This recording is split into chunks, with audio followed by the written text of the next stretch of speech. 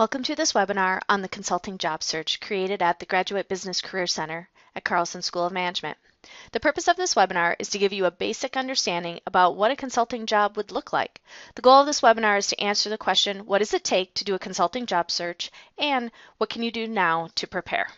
Our agenda today is going to cover a variety of topics. We're going to start with a quick overview on consulting at large. We're going to look at the timeline for recruiting and how to stand out on paper, or more specifically, your resume. We will discuss the importance of networking and also the high-level aspects of the interview process. And then we will finish with what you can be doing now. From a consulting standpoint, we're going to talk about four major segments: management consulting, internal consulting, technology consulting, and healthcare consulting. This is a short list of typical companies you will see in the segment that they support. You may recognize some of these names. Others perhaps you know that might not be on the list, but you know as more of a specialty spot, like EY or KPMG, who is known for audit and tax and advisory. Many of these firms will have multiple verticals internally, and they will have different targeted industry focus. You know, there's Deloitte S&O, which is strategy and ops, as well as Deloitte Tech. There's a number of these that also have government and NGO sectors, etc. So as you can look, though, you can get a sense of what these families, if you will, of consulting can be considered.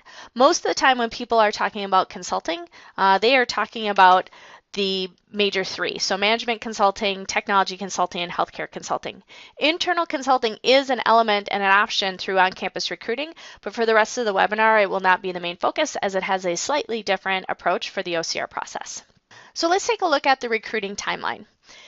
What you see here are the events that are planned by both the firms as well as Carlson. And these are pretty typical in any given year. So this might adjust mildly from year to year based on what the agenda is or the initiatives are for the firm that they are supporting. But for the most part, this is what you can expect. And for right now, as you can see, the big events would be the pre-MBA events that they're hosting. So companies that choose to do this will post this on their career site. And if you're interested in finding out if the company you're interested in is having these, then do check their career website for more information. Possibly there will be local offices that host events. So as an example, maybe Deloitte Minneapolis might be looking for a small get-together right before school gets started. And they will also reach out to our office and ask for a resume book of the incoming class so they can see what talent is they can be expecting in the upcoming year. So one of the things that I want to point out to you about this recruiting timeline is that the consulting firms tend to have the leading events and the earliest deadlines. And so this is the main thing that you want to be watching for. So in addition to the events and the activities that will be made available to you, they will also likely have the deadlines that happen first and quite early in comparison to some of the other OCR postings. Some of these deadlines might even be before the first semester hasn't even ended yet. And you will have access through TalentLink to see when those deadlines are, so don't worry about not knowing when they are. However, just be aware that they are going to come sooner than the rest of the jobs out there. So let's talk about how to stand out on paper. So at a glance, what they're going to be looking for is a high GMAT score. They're going to be scanning for an undergrad in a top 20 university or private college or military academy. They'll be looking for a strong undergrad performance as well as a work history in the last 3 or 4 years, ideally at a well-known or a strong brand. And if with any luck, showing progression in your role. The essence of what they're trying to look for is general high achievement and that sort of theme, if you will, of excellence. The theme could also include, or your resume could also include things like awards that you may have received, scholarships that you might be a part of. Were you the captain of a team during your undergrad? Did you do some significant nonprofit or community work? All of these can also communicate a theme of excellence. And again, this is just at the first glance. And then what they're going to be looking for in your work experience is, do you have leadership? Have you shown how you can problem solve and do data analysis? What are your presentation skills? What are your influencing skills? And in the case of healthcare specifically, they're going to be more concerned about you having an actual background in healthcare if you want to do healthcare consulting, whereas technology might be a little bit more open and not necessarily looking for somebody with a significantly deep tech background. So it's not like you were expected to know software coding per se. Other really popular ways to stand out, SQL, Tableau, and other programming languages are becoming more and more in demand, and those can help you stand out as well. When you're going for a consulting job search, through a consulting job search, there is a real importance on the networking part of the process. So the rationale behind it is you're going to be both learning about the firm or firms that you're trying to attract, and you're looking for the opportunity to prepare for the application and the formal interview process. In addition to that, though, you're also trying to create advocates.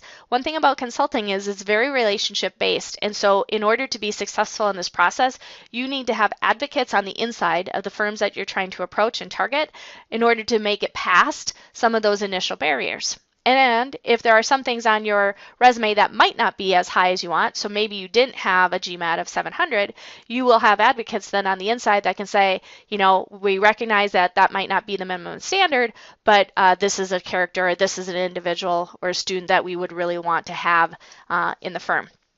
So don't underestimate the importance of networking and creating those advocates along the way. Your strategy will be both a quantity and a quality approach. This is about doing your research and going into these appointments with some real sound questions and knowing why you want consulting. So you don't want to use these meetings to have them explain what consulting is per se. You want to do plenty of research prior to that, and you want to also do plenty of research about the firm you're approaching. So what can you go into the meeting already knowing? And so my basic advice is that if you can look it up on Google, then that's not a good question for your meeting. That's a good part of your research, but don't waste somebody's time on something you could find on Google. And then while you're in that meeting, what they're going to be looking for, in addition to just the interaction that you're having, is do you have a professional demeanor? How is your communication skills? What is your comfort with flexibility and ambiguity? Do you show a sense of leadership? Is there a natural curiosity about you? And do they see you as a cultural fit? So this is a really big part of the process, because the more meetings you can have and the more advocates you can create, the better chance that you have of getting onto and through the process itself. The interview process has generally got two parts to it. There will be questions that are called behavioral, where you're describing a past experience and a story that demonstrates the skills and experiences that they're looking for. And a lot of those questions start with, tell me about a time when. The other side of it is what's called a case, and that's where you're going to have to analyze a business question.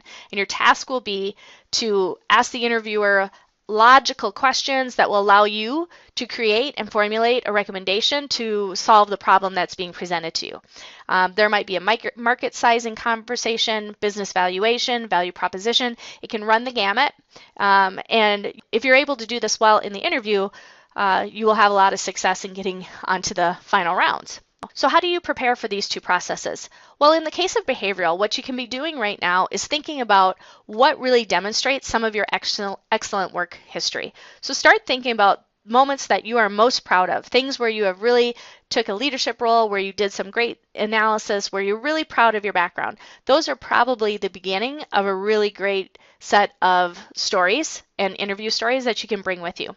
On the case side, it really is going to come down to practice, practice, practice. Once you get on campus, we will have plenty to help you in the fall to prepare for this, but plan on doing somewhere around 50 cases, and as well as participate in other things, like you'll be reading some books that we recommend, clubs that you should join, the consulting club for sure, as well as activities you can participate in, like case competitions. That will give you a real comfort level with what is expected in the case portion of the interview. So as we looked at this before, in the blue is again what Carlson and the firms are likely to do in the next recruiting season. And what I want to add to this is what you can be doing now. So in the green, this is what you want to start thinking about. So right now, you can network with classmates and alumni, complete the resume, going through a coach to make sure that your resume is up to date and your LinkedIn profile is looking good. That will allow you to not only have really good conversations and follow up with documentation if you're asked for it, but also to help you apply for the pre-MBA events. You can begin doing company research on the firms that you're most interested in. And there's a newsletter on victorchain.com that is a great way to get started and start thinking about what makes you stand out in the consulting space. And then if you need to, and your GMAT isn't at 700, then retaking the GMAT is another to do for you this summer. Thank you so much for watching the Consulting Job Search webinar. If you have additional questions about consulting, or if the Consulting Job Search itself and the tactics that go with it, please reach out to the Graduate Business Career Center and we would be happy to help you. Have a great day.